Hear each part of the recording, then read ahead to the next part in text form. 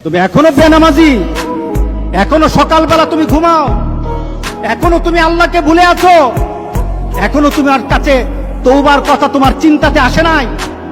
তুমি অনেক কিছু হতে পারো, তুমি মুসলমানের কাতারে থাকবা না।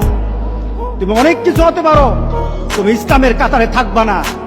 যারা নামাজ পড়ো না, তুমি টের পাও না, মসজিদের দরজা তোমার জন্য বন্ধ হয়ে যাবে।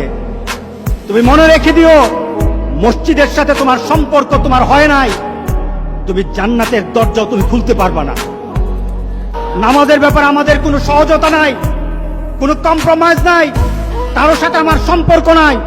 নামাজ আছে তো সম্পর্ক আছে, নামাজ নাই আল্লাহর সাথে তার সম্পর্ক নাই, আমার সাথে তার কোনো সম্পর্ক নাই।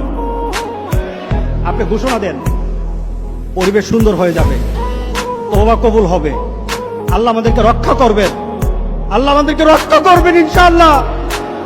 আল্লাহর কাছে তওবা করে করে কাঁদি, মাবুদ আমাদেরকে তুমি এই গজব থেকে বাঁচাও, আমাদের গজব থেকে বাঁচাও। আল্লাহ যেন সবাইকে হেফাজত করে, আল্লাহ যেন সবাইকে হেফাজত করে। নামাজ যারা পড়ে না, ঘাড় ধরে ধরে তাদেরকে আনেন। কেন নামাজ পড়বা না? তুমি মুসলমান, এই মুহূর্তে তুমি আমরা এক কাতারে দাঁড়াই। এটা যদি আপনার সন্তান হয়, ধরেন নামাজ পড়তে আসো।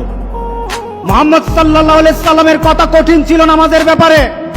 রাসূল সাল্লাল্লাহু আলাইহি সাল্লাম বলেছেন, তোমার সন্তান 7 নামাজ শিখাও, তোমার সন্তান 10 নামাজ না পড়লে তারে পিটাও। কে বলেছেন? কে বলেছেন? রাসূল বলেছেন। তাহলে রাসূল কঠিন হলেন না? নামাজের ব্যাপারে কঠিন না? নামাজের ব্যাপারে আমরা কখনো সহজ হব না।